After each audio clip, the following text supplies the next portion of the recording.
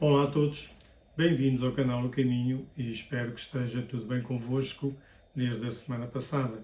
Espero que tenham tido uma semana abençoada, cheia das bênçãos de Deus para a vossa vida e que tenham usufruído delas da melhor maneira possível. Hoje quero convidar a todos aqueles que me acompanham e a todos aqueles que estão a assistir pela primeira vez a se inscrever no canal para que assim possamos todos crescer e levar a palavra de Deus cada vez mais e mais a todas essas pessoas que ainda não a conhecem e que precisam de a ouvir para que também tenham conhecimento do verdadeiro Deus, para que assim possam usufruir de uma vida abençoada. Quero também convidá-la a deixar o seu like para que assim possa receber as notificações dos próximos vídeos que normalmente serão colocados à quinta-feira. Então, hoje quero trazer para vós uma palavra que Deus colocou no meu coração que é extremamente importante. Ela é um pouco dura porque quando toca a falar sobre arrependimento e pecado é sempre complicado, porque nós pensamos sempre que estamos a bem com Deus. Mas se formos analisar verdadeiramente a nossa vida, vamos ver que por vezes o arrependimento não é assim tão sincero. Acaba por ser um arrependimento um pouco falso. E falso porquê? Porque não é de coração. Porque o arrependimento sincero é aquele arrependimento que nós também sentimos no nosso coração que estamos a magoar o coração de Deus. E o arrependimento que não é tão sincero é um pouco falso. O que é que acontece é que nós nos vamos justificar por aquilo que praticamos. Bom, eu realmente falhei aqui, mas é uma falha, não é assim tão importante, porque eu conheço o A, o B, o C e o D, e eles também falham e também Deus os abençoa. Pois, mas nós para já não podemos andar pelo que os outros andam. E segundo, também nós temos é que pensar no que é que nós fizemos para nos afastarmos da presença de Deus. Porque o pecado nos afasta da presença de Deus e nos afasta da comunhão com Ele. E diz assim em Mateus 7, 21, 23, diz assim: Nem todo o que me diz Senhor, Senhor entrará no reino dos céus, mas aquele que faz a vontade do meu Pai que está nos céus. Muitos naquele dia hão de dizer-me: Senhor, Senhor, porventura não temos nós profetizado? Em teu nome não expelimos demónios? E em teu nome não fizemos muitos milagres? Então lhe direi explicitamente: Nunca vos conheci, apartai-vos de mim, os que praticais a iniquidade. Então, vejamos. Estas pessoas estavam a dizer a Deus: Olha Deus, então eu não fiz isso, eu profetizei, eu expulsei demónios, eu operei milagres através de mim. Será? Então porquê é que tu não me conheces? Porquê é que diz que não herdarei o reino dos céus? Bom, a realidade é que cada vez mais nós temos acompanhado mensagens e temos ouvido e sabemos através da palavra de Deus que os finais dos tempos estão próximos. Há profecias, há sinais, tudo isso cada vez mais e mais nos alertar para a segunda vinda de Jesus e para o fim do mundo. A realidade é que tudo isso faz com que o diabo também esteja ativo e vai aparecer através do homem do pecado, através do anticristo, vão aparecer demónios, vai aparecer tudo isso. E o próprio apóstolo Paulo, em 2 Coríntios 11, 14, 15, ele nos adverte que o próprio Satanás se transfigura em anjo de luz. E também não é muito, pois, que os seus ministros se transfigurem em ministros de justiça.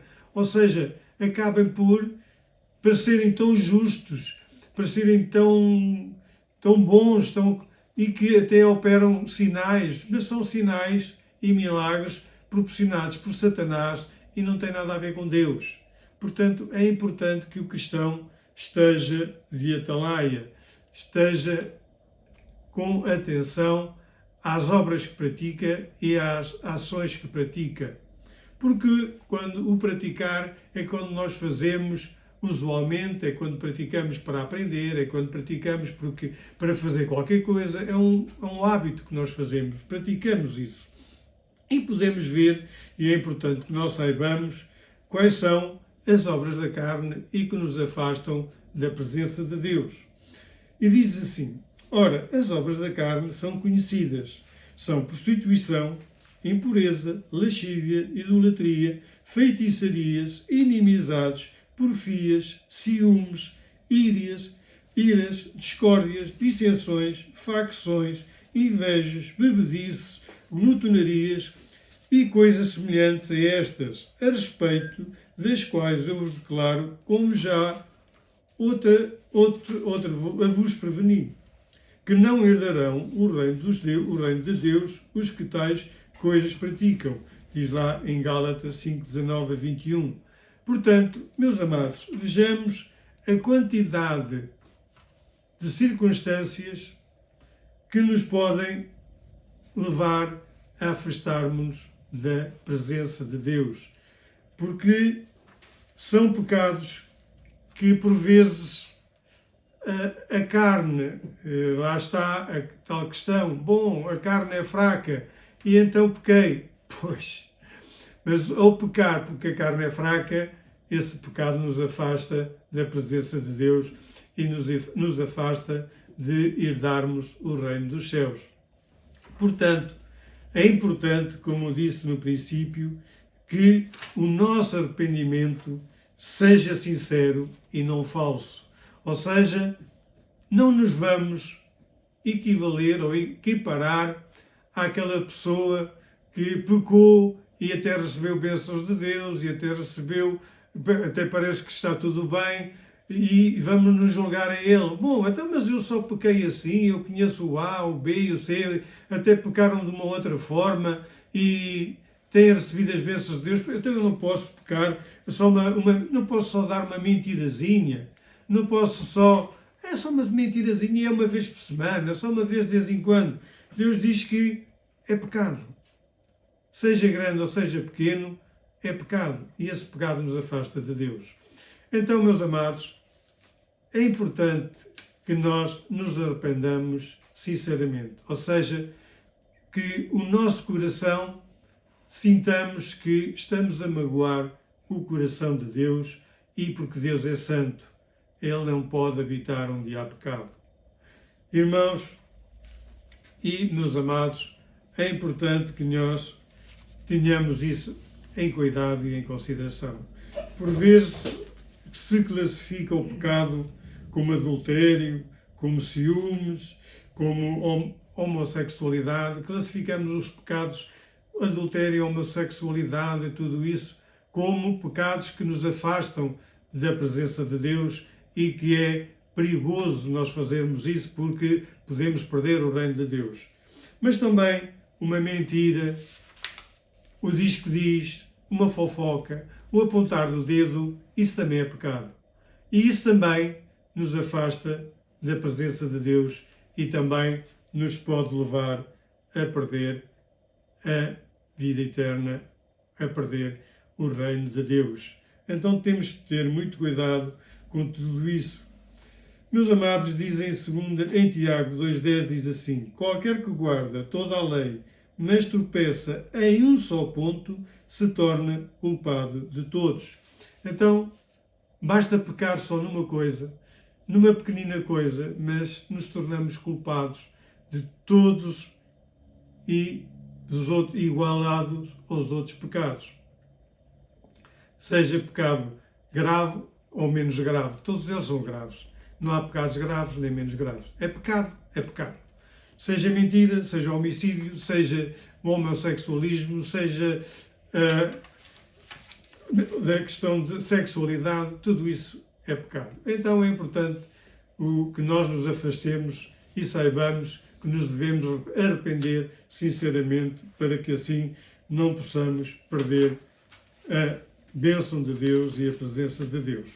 Vejamos aqui em Lucas 9, que é a parábola do fariseu e do publicano. E diz assim: e disse também esta parábola a uns que confiavam em si mesmo crendo que eram justos e desprezavam os outros. Cá está. Justificar-se para eles próprios, desprezando os outros. Ele pratica o homossexualismo. Ele pratica sexualidade. Ele praticou um crime. Então, um pecado é uma coisa como é outra. 2 homens subiram ao templo a orar. Um fariseu e outro publicano. O fariseu, estando em pé, orava consigo desta maneira: Ó Deus, graças te dou porque eu não sou como os demais, homens roubadores, injustos, adúlteros, nem ainda como este publicano. Jejuo 2 vezes por semana, dou os dízimos de tudo quanto possuo. O publicano, porém, estando em pé, de longe, nem ainda queria levantar os olhos ao céu, mas batia no peito, dizendo: Ó Deus, tem misericórdia de mim, pecador. Digo-vos que este desceu justificado para a sua casa, e não aquele, porque qualquer que a si mesmo se exalta será humilhado, e qualquer que a si mesmo se humilha será exaltado. Vejamos. O fariseu, todos nós sabemos quem é um fariseu e o publicano. O fariseu é aquele que vai à igreja, que dá o dízimo, dá isto, dá aquilo. Só que, infelizmente, hoje nós classificamos os pecados por variedíssimas razões. De interesse próprio, é evidente. E aqui vemos que o publicano estava a justificar ele próprio. O fariseu, perdão.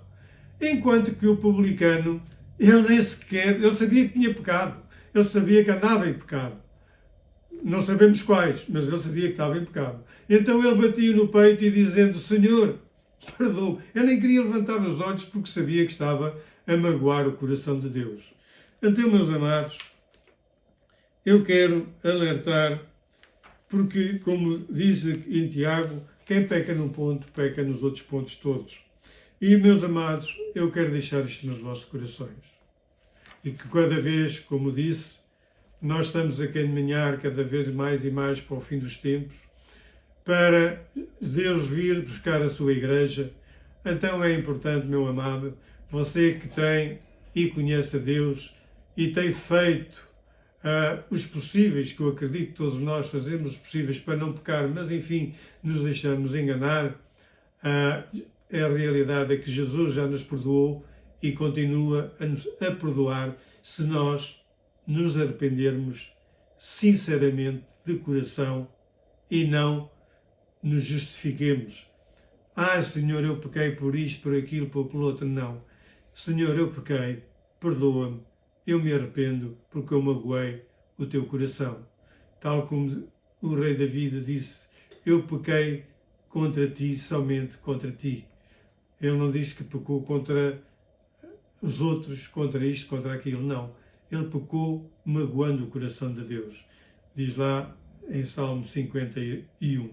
Portanto, meus amados, vamos ter isso em atenção, porque o propósito do meu coração é alertar-vos para que, quando pecarem, vão a Deus de coração sincero e não procurando justificar-se, para que assim possa ganhar o reino dos céus e nos possamos encontrar um dia todos juntos com Jesus Cristo.